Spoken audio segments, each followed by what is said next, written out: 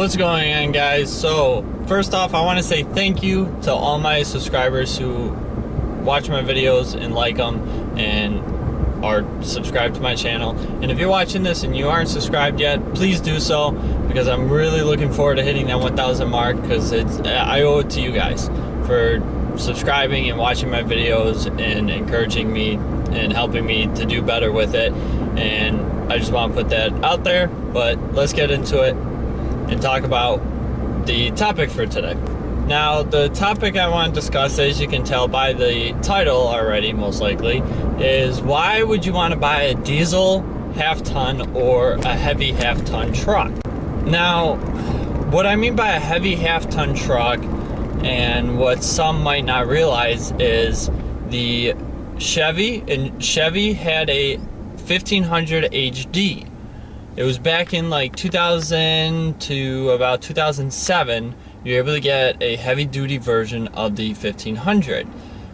Now, what this included was the 6-liter V8, 3/4-ton axles, or heavier-duty axles, had 8 lug wheels, but it was classified as a 1500, so it would classify in a lighter weight class, but you can haul more with it. And by haul more, I don't mean tow more. It would still have the same tow rating as a 1500, but the payload was increased. Now, Ford did the same thing back in 97 to 99. They had the F-250 light duty, which had thicker axles, and it was a 7-lug. Ford continued this in 2000 to about 2004. Oh, Grand Sport just drove by. And to 2004 with the F-150 as a 7700 payload package. So it had a heavy-duty payload, thicker axles, 7-lug. It wasn't the F-250 anymore. Ford did this again in 2011 to 2014. Now, what they did was 7-lug, thicker axles, and by axles, I don't mean the housing. I mean the actual axle inside the housing tube was thicker. Now, when I was shopping for my truck, I was looking to get one of those, but all of them were higher mileage, like 60, 70,000 miles, and they were from Canada. Whole different story. I didn't want one from Canada with that much mileage, because in the past year, I put 30,000 miles on my truck. I would have had 90,000 miles and would have been doing the whole front end, all the ball joints, everything on it. I did not want to do that, so I ended up getting a regular 6-lug F-150. Now, let's get into the half-ton diesel. So what I'm talking about is the diesel F-150, the diesel 1500 Ram, the diesel 1500 Silverado that's coming soon, and same thing with the Eco Diesel, the Ram. Now, the Power Stroke F-150 and everything like that, why would you want to get one? Because we found out that the most expensive one is almost $80,000. Well, guess what? So is the Raptor, and people are still buying that. So people are going to buy it because they want it. So let's get into why you would want a diesel 1500 or F-150 or a heavy half-ton truck. This applies to the reason why I didn't buy a 2012 F-250 Super Duty with the 6.7 diesel in it. I had the truck set up, 80,000 miles on it, clean truck, little rust on the rear fender wells, repairable. I had the truck out the door for $26,000. XLT, packaged out, ready to go, had a gooseneck in the bed, but never used. Fantastic truck. I drove it, drove pretty good. 80,000 miles on a diesel is not too bad, $26,000. I decided not to get it because my B truck plates for Illinois did not transfer over. In Illinois, we have B plates. In other states, it's like the classification, 8,000 pounds, 10,000 pounds, whatever. It goes from B to D to, I think it's like E, F, so it goes up the alphabet the heavier the truck gets. This would have been a 3/4-ton truck, the 1-ton truck. I would have had to get D plates, D-rated plates, and the plates costed twice as much as my plates do. The sticker for the plates every year would have went from $101 to almost $200 every year. And then my window sticker, where I live in my county, I have to have a window sticker. My window sticker went up $50. And even then, my restrictions on what roads I can go on are even more restricted. Now, the other thing I have to worry about is in case I ever move to a neighborhood or subdivision where they don't want that heavy class truck.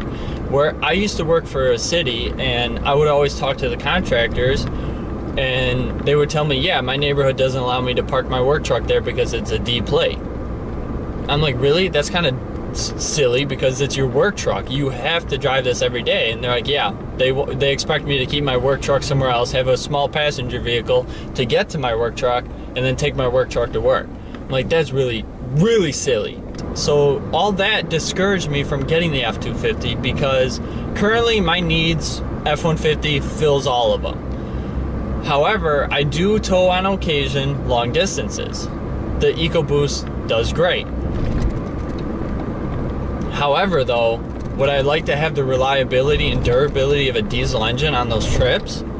Totally would. And when I started doing the pricing, and even my insurance was going to go up. So the insurance for the F150 compared to the F250 went up about, like, I think it was like $100, $200. So I'm looking at an extra $50 for my window sticker, an extra $100 for my plate sticker, an extra $200 for insurance every 6 months. So it would have been $400 for the year. So I'm looking at $550 extra dollars a year just in registration tags and insurance.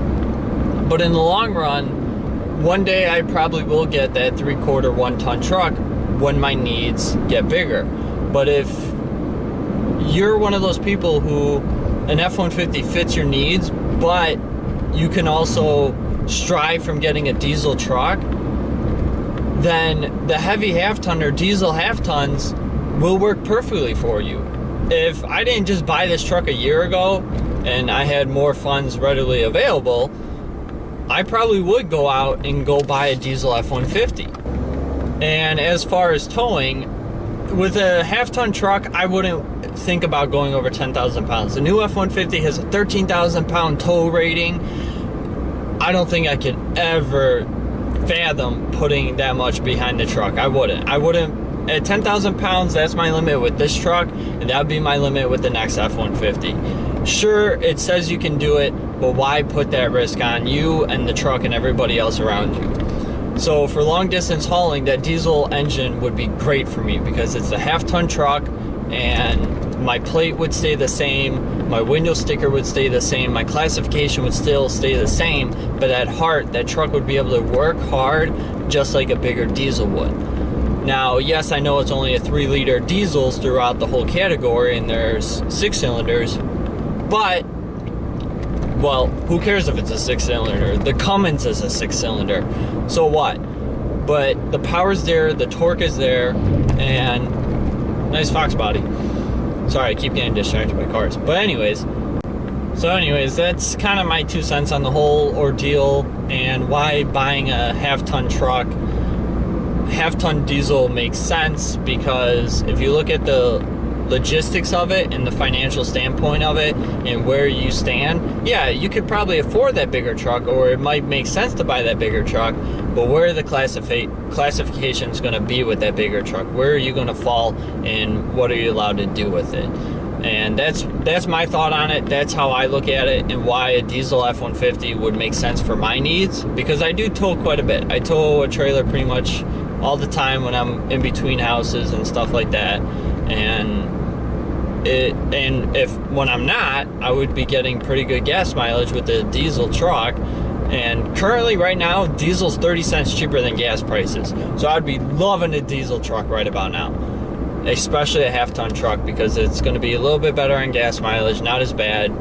But anyways, guys, let me know your thoughts on this whole half-ton diesel trucks, and if you were looking forward to it or not. Let me know down in the comment section below. I know I've been looking forward to the diesel F-150 and all the other half-tons, because I think it's great that we have that option now. And I think my next truck, if it's not a Ranger Raptor, it probably would be a diesel F-150. But anyways, guys, I'm going to end this video here. I just want to talk to you guys about it, let you guys kind of know my thoughts on it. And I don't like hearing all these people kind of just bash the diesel half-ton truck market right off the bat. I think it's going to be a great market. I think it's going to strive pretty well and won't do too bad. I know with the F-150 you can only get the diesel in the fleet or the high-end models, but really those are the only two people who are going to want to get it. And right now the truck market is in the high-end model market. Most people aren't buying XLTs, and if they are, they're getting the sport package, or they're buying a Lariat with the sport package or whatever. But anyways guys, I'm going to let you go now. I hope you enjoyed this video. If you did, give it a like. If you didn't, go ahead and hit the dislike button, but let me know down below what you didn't like, how I can improve on it. And as always, if you haven't done so already, please consider subscribing to the channel. I greatly appreciate it. And I will see you guys later. Bye.